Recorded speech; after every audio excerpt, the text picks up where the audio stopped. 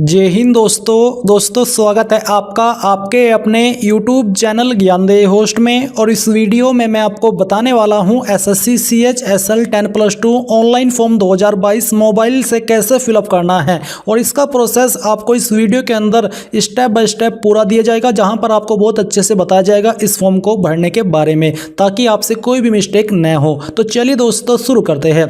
दोस्तों आपको वीडियो के डिस्क्रिप्शन में हमारी वेबसाइट jobsgyan.in का लिंक मिलेगा। आपको लिंक ओपन करने के बाद नीचे अप्लाई ऑनलाइन लिंक के ऊपर क्लिक करना है, फिर आपके सामने एसएससी की वेबसाइट आ जाएगी। यहां पर मैं आपको बताना चाहूंगा कि अगर आपने पहले कभी कोई भी फॉर्म भरा है एसएससी की वेबसाइट का इस्तेमाल करके, तो आपको दोबारा रजिस्ट्रेशन करने की कोई आवश्यकता नहीं है, क्योंकि वैसे भी होगा नहीं। तो यहां पर आपको बेसिकली क्या करना है, अपना रजिस्ट्रेशन नंबर यहां पर डालना है जो आपको मिला था रजिस्ट्रेशन करने के बाद में, और यहां पर पासवर्ड डाल करके लॉगिन कर लेना है। बट अगर आप फ्रेशर हो, आपने अभी तक एसएससी की वेबसाइट का इस्तेमाल करके कोई भी फॉर्म नहीं भरा है, तो आपको यहां पर क्या करना है, आपको न्यू यूजर रजिस्टर नाउ के ऊपर क्लिक करना है। इसके ऊपर क्लिक करने के बाद यहाँ पर दोस्तों आपको बेसिक डिटेल्स सबसे पहले फिलअप करनी होगी, जिसमें कि यहाँ पर आपसे पूछा जा रहा है कि डू यू हैव आधार। तो अगर आपके पास है यस कीजिए, नहीं तो आपको नो ही रहने देना है। अगर आप यस करोगे तो आपको अपना आधार नंबर यहाँ पर एंटर करना होगा और उसको दोबारा से डाल करके यहाँ पर कन्फर्म करना होगा। फिर आती है आपकी टाइप ऑफ आईडी। तो आपको इनमें से कोई एक आईडी चूज कर लेनी है, जैसे कि pan card, passport, school college ID, voter ID. तो जो भी आपके पास इनमें से आईडी है वही आईडी आपको सिलेक्ट करनी है, और सिलेक्ट करने के बाद उसका नंबर यहाँ पर डालना होगा। फिर जो भी आपका नेम है वो यहाँ पर आपको 10th की मार्कशीट के अनुसार भर देना है। फिर वेरीफाई नेम, यानी कि आपको दोबारा से डाल करके यहाँ पर जानकारी को वेरीफाई करना होगा। Have you ever change name, यानी कि क्या आपने कभी अपना नाम चेंज किया है। अगर किया है तो यस कीजिए, और यस करने के बाद आपको यहाँ पर न्यू नेम या फिर चेंज नेम लिखना होगा। फादर नेम यहाँ पर आपको अपना एंटर करना है, और ये भी आपको 10वीं की मार्कशीट के अनुसार ही लिखना होगा। इसके बाद आपके अपने फादर नेम को दोबारा से डाल करके आपको वेरीफाई करना है। फिर सेम तरीके से आपको अपनी मदर्स का नाम डालना है, और ये भी आपको 10th की मार्कशीट के अनुसार ही भरना है। आप इसके बाद आपको अपनी मदर्स का नेम भी दोबारा से डाल करके वेरीफाई करना है। अब आती है आपकी डेट ऑफ बर्थ। तो यहाँ पर दोस्तों आपको अपनी डेट ऑफ बर्थ एंटर कर देनी है, और ये भी आपको 10th की मार्कशीट के अनुसार ही भरनी होगी। यहाँ पर आपको पहले जो भी आपका ईयर है वो सिलेक्ट करना है। आप यहाँ पर बैक में जा कर के अपना ईयर चूज कर सकते हैं, जैसे कि यहाँ पर हम सिलेक्ट कर लेते हैं 1997। तो आपको क्या करना है, आपको यहाँ पर देखने को मिल पा रहा है, इसको आप थोड़ा सा स्क्रॉल कर लीजिए ताकि आपको सभी ईयर यहाँ पर नज़र आ सके। तो यहाँ से आपको अपना ईयर चूज करना है, और करने के बाद आपको यहाँ पर जानकारी भर देनी है। फिर दोस्तों यहाँ पर आपके सामने है मैट्रिकुलेशन 10th की जानकारी। तो आपने जो 10th है वो किस बोर्ड से की थी, वो बोर्ड यहाँ से आपको चूज करना होगा। जो भी आपका बोर्ड है वो आपको अच्छे से सिलेक्ट कर लेना है। फिर आपको दोबारा से यहाँ पर अपने बोर्ड को सिलेक्ट करके वेरीफाई करना है। 10th का रोल नंबर क्या था, वो रोल नंबर आपको यहाँ पर एंटर करना होगा। इसके बाद आपको देखने को मिलेगा ईयर ऑफ पासिंग, आपने किस ईयर के अंदर अपनी 10th पास कर ली थी। फिर आपको वो ईयर दोबारा से डाल करके चूज करना होगा, यानी कि आपने अपनी जानकारी जो कि 10th आपने किस ईयर के अंदर पास की थी उसको दोबारा से कंफर्म करना है।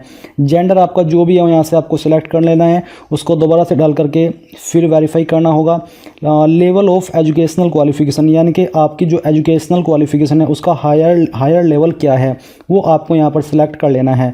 सिलेक्ट करने के बाद आपको यहाँ पर अपना वैलिड मोबाइल नंबर एंटर करना है, उसको दोबारा से डाल करके यहाँ पर कंफर्म करना है। फिर आपको अपनी ईमेल आईडी यहाँ पर एंटर करनी है, और उसको दोबारा से डाल करके यहाँ पर कंफर्म कर देना है। फिर है state UT of permanent address. तो आपकी परमानेंट एड्रेस की कौन सी स्टेट है वो यहाँ से आपको चूज कर लेनी है। अब जितनी भी जानकारी आपने इस कॉलम के अंदर भरी इन सभी को आपको एक बार चेक करना है, और चेक करने के बाद आपको नीचे आकर के सेव के ऊपर क्लिक कर देना है। सेव के ऊपर क्लिक करने के बाद यहाँ पर दोस्तों आपको अपना मोबाइल नंबर और ईमेल आईडी कंफर्म करनी होगी, क्योंकि इसके ऊपर ओटीपी सेंड किया जाएगा। तो आपको अच्छे से कंफर्म करने के बाद यहाँ पर कंफर्म के ऊपर क्लिक करना है। कंफर्म के ऊपर क्लिक करने के बाद यहाँ पर आपको बोला जा रहा है कि basic details are saved, registration is portal and it should be completed within 14 days. तो आपको यहाँ से इसको क्लोज कर देना है। अब क्लोज करने के बाद यहाँ पर आपको बोला जा रहा है कि your registration is parcel and it should B complete, यानी कि 14 दिन के अंदर कंप्लीट किया जाएगा। और यहाँ पर आपका जो रजिस्ट्रेशन नंबर है वो भी आपको मिल चुका है। तो आपको यहाँ से इसको क्लोज कर देना है। क्लोज करने के बाद दोस्तों यहाँ पर आपको जो रजिस्ट्रेशन नंबर है वो यहाँ पर एंटर करना है, और जो पासवर्ड अभी आपको मिला है वो पासवर्ड आपको यहाँ पर डालना होगा। तो यहाँ पर दोस्तों जो आपने ईमेल आईडी एंटर की थी, इस ईमेल के ऊपर आपको एसएससी की तरफ से एक ईमेल आई होगी, जिसमें कि आपको रजिस्ट्रेशन नंबर और एक रैंडम पासवर्ड सेंड किया गया है। तो वो पासवर्ड आपको यहाँ पर डाल करके जो कैप्चा कोड दिया जा रहा है वो फिलअप करना है, और फिर आपको लॉगिन के ऊपर क्लिक कर देना है। लॉगिन के ऊपर क्लिक करने के बाद यहाँ पर दोस्तों आपको पासवर्ड रीसेट करने की जानकारी देखने को मिल पा रही है। आपको यहाँ पर ओल्ड पासवर्ड एंटर करना है, जो पासवर्ड अभी आपको मेल के माध्यम से मिला है। फिर आपको यहाँ पर एक न्यू पासवर्ड सिलेक्ट कर लेना है और उसको दोबारा से डाल करके कन्फर्म कर देना है। कन्फर्म करने के बाद आपको यहाँ पर सबमिट के ऊपर क्लिक करना होगा। सबमिट के ऊपर क्लिक करने के बाद आप यहाँ पर देखोगे your password has been changed successfully, please log in to continue. तो आपको यहाँ से क्लोज करना है और क्लोज करने के बाद आपको यहाँ पर अपना रजिस्ट्रेशन नंबर एंटर करना है और फिर जो पासवर्ड अभी आपने सिलेक्ट किया है यानी कि चेंज किया है वो पासवर्ड आपको यहाँ पर भरना होगा। और भरने के बाद जो कैप्चा कोड दिया जा रहा है ये कैप्चा कोड आपको यहाँ पर फिलअप करना है और फिर आपको लॉगिन के ऊपर क्लिक कर देना है। लॉगिन के ऊपर क्लिक करने के बाद दोस्तों यहाँ पर आपकी बेसिक डिटेल्स आ जाएगी जो कि अभी तक आपने फिलअप की है। तो आपको इनको एक बार चेक करना है और चेक करने के बाद आपको नीचे आकर के नेक्स्ट के ऊपर क्लिक करना है। नेक्स्ट के ऊपर क्लिक करने के बाद यहाँ पर दोस्तों अब आपको अपनी एडिशनल एंड कॉन्टैक्ट डिटेल्स भरनी है। जैसे कि आपकी कास्ट कैटेगरी क्या है वो यहाँ से आपको सिलेक्ट कर लेनी है। इसको सिलेक्ट करने के बाद आपको दोबारा से यहाँ पर इसको कन्फर्म करना है। नेशनलिटी आपकी क्या हो यहाँ से आपको चूज करनी है। फिर है आइडेंटिफिकेशन मार्क्स, यानी कि अगर आपकी बॉडी के ऊपर कोई एक ऐसा मार्क है जिससे आपके शरीर की पहचान होती है तो आपको उसके बारे में यहाँ पर जानकारी देनी होगी। जैसे कि मैं लिखने वाला हूँ मोल ऑन माई चिक, यानी कि मेरी गाल के ऊपर तिल है। तो कोई भी अगर आपके बॉडी के ऊपर निशान है उसके बारे में आपको यहाँ पर जानकारी दे देनी है। Are you a person with benchmark disability, क्या आप विकलांग हो? अगर हो तो यस कीजिए, नहीं तो आपको नो करना होगा। अगर आप यस करोगे तो आपको अपनी विकलांग कैटेगरी भी यहाँ से सिलेक्ट करनी होगी। परमानेंट एड्रेस, तो जो भी आपका परमानेंट एड्रेस है वो परमानेंट एड्रेस आपको यहाँ पर फिलअप कर देना है। तो चलिए मैं यहाँ पर एक रैंडम एड्रेस आपको फिलअप करके दिखाता हूँ। आपको सेम तरीके से ये जानकारी भरनी होगी। इसमें दोस्तों ध्यान दें कि आप जानकारी अपनी आईडी के अनुसार ही भरे ताकि आपको बाद में कोई प्रॉब्लम फेस ना करनी पड़े। फिर इसके बाद आपको अपनी स्टेट यहाँ से चूज कर लेनी है, जिस भी स्टेट से आप इस फॉर्म को या जिस स्टेट में भी आपका एड्रेस पड़ता है। इसके बाद यहाँ पर जो भी आपकी डिस्ट्रिक्ट है उस स्टेट की वो डिस्ट्रिक्ट यहाँ से आपको सिलेक्ट कर लेनी है। तो चलिए मैं यहाँ से सहारनपुर से बिलोंग करता हूँ इसलिए सहारनपुर सिलेक्ट कर लेता हूँ। पिन कोड क्या है आपके डिस्ट्रिक्ट या फिर पोस्ट ऑफिस का वो आपको यहाँ पर एंटर करना होगा। ये एंटर करने के बाद आपको नीचे बोला जा रहा है कि is present address same as permanent address, यानी कि क्या आपका प्रेजेंट एड्रेस ही परमानेंट एड्रेस है? अगर है तो यस कर दीजिए, नहीं तो आप नो के ऊपर क्लिक करके अलग से अपना प्रेजेंट एड्रेस भर दीजिए। तो चलिए हम यहाँ पर यस कर देते हैं। अब ये करने के बाद दोस्तों यहाँ पर contact details for other nationals, तो अगर अदर नेशनल्स की आप जानकारी देना चाहते हो कॉन्टैक्ट डिटेल्स तो आप यहाँ पर दे सकते हैं, नहीं तो उसको खाली छोड़ दीजिए। अब जितनी भी जानकारी आपने यहाँ पर भरी इन सभी को एक बार चेक कर लेना है और चेक करने के बाद आपको नीचे आकर के पहले सेव के ऊपर क्लिक करना है ताकि ये जानकारी सेव हो जाए और इसके बाद आपको यहाँ पर फाइनल सबमिट के ऊपर क्लिक करना है। या फिर आप यहाँ पर जो आपके सामने डिक्लेरेशन आया है इसको एक बार रीड कर लीजिए और रीड करने के बाद आपको आई एग्री के ऊपर क्लिक करना है और फिर यहाँ से आप टेक ड्राफ्ट प्रिंट के ऊपर क्लिक करके ड्राफ्ट प्रिंट भी ले सकते हैं, नहीं तो आपको फाइनल सबमिट के ऊपर क्लिक करना है। इसके ऊपर क्लिक करने के बाद दोस्तों यहाँ पर आपको मोबाइल और ईमेल के ऊपर OTP सेंड किया गया है। आप इनमें से कोई भी एक OTP डाल करके यहाँ पर इसको सबमिट कर दीजिए। सबमिट के ऊपर क्लिक करने के बाद दोस्तों यहाँ पर आप डैशबोर्ड में आ जाओगे। यहाँ पर आपको देखने को मिल पा रहा है कि आपका रजिस्ट्रेशन हो चुका है।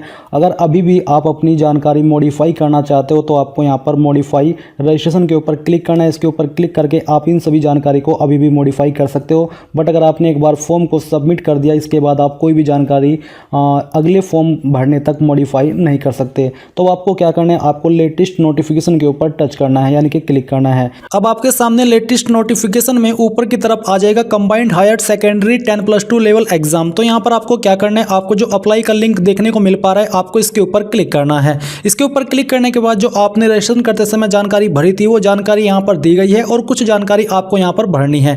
अगर आप वो कैंडिडेट है जिसने पहले इसके ऊपर रजिस्ट्रेशन करके रखा था और वो अपनी जानकारी को मॉडिफाई करना चाहते हैं तो आप यहाँ पर मॉडिफाई के ऊपर जाकर के इसको मॉडिफाई कर सकते हैं। बट अगर आप फ्रेशर है तो आपकी जानकारी यहाँ पर आ चुकी है। अब आपको क्या करना है, आपको 15 पॉइंट के अंदर आपका जो भी एग्जाम सेंटर है वो आपको यहाँ पर सिलेक्ट कर लेना है। फिर इसके बाद आप सेकंड चॉइस किस एग्जाम को सेंटर को देना चाहते हो वो आपको सिलेक्ट करना है। थर्ड चॉइस आपको किसको देनी है वो भी आपको सिलेक्ट कर लेना है।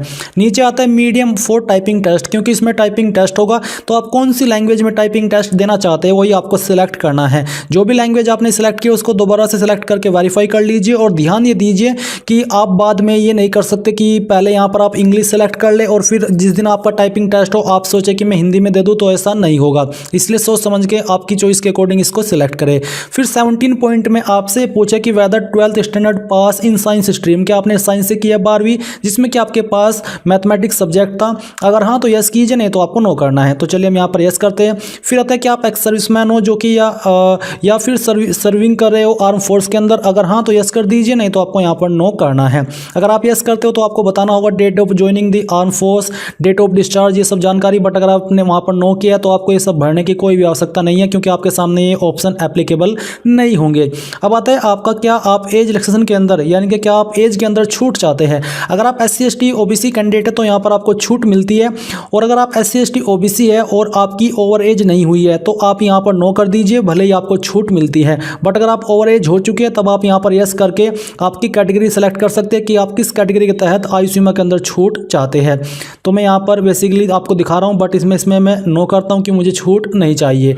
हाईएस्ट एजुकेशनल क्वालिफिकेशन, आपकी हाईएस्ट क्वालिफिकेशन कौन सी है। मैं आपको बता दूं कि आप यहां पर वही क्वालिफिकेशन सिलेक्ट करें जो कि आपने कंप्लीट कर ली हो। अगर आप अभी उस क्वालिफिकेशन को कर रहे हैं तो आप वो सिलेक्ट मत कीजिएगा, वही सिलेक्ट करें जो कि आपकी हाईएस्ट है और आपने पूरी कर ली हो। फिर आता है आपका 22 पॉइंट, जिसमें कि आपसे क्वालिफाइंग एग्जाम क्वालिफिकेशन पूछी है, तो इसमें 12th मांगी है तो आप ये सिलेक्ट कर लीजिए। अब आपको 12th की जानकारी देनी है, स्टेटस में बताना कि आपने कर ली है या फिर कर रहे हैं, तो हम पास सिलेक्ट करते हैं। फिर आपको ये बताना कि कौन से ईयर के अंदर आपने पास किया है, वो ईयर आपको यहाँ पर सिलेक्ट कर लेना है। इसको सिलेक्ट करने के बाद यहाँ पर आपको ये बताना है कि आपने कौन सी स्टेट से की है, यानी कि किस स्टेट या फिर किस बोर्ड से। आपको बोर्ड का नाम सिलेक्ट करना है। अगर आपका इनमें से कोई एक बोर्ड है तो सिलेक्ट कर लीजिए, नहीं तो अदर्स के ऊपर क्लिक कर दीजिए। इसके बाद दोस्तों यहाँ पर आपको रोल नंबर एंटर करना है और अपनी परसेंटेज एंटर कर देनी है।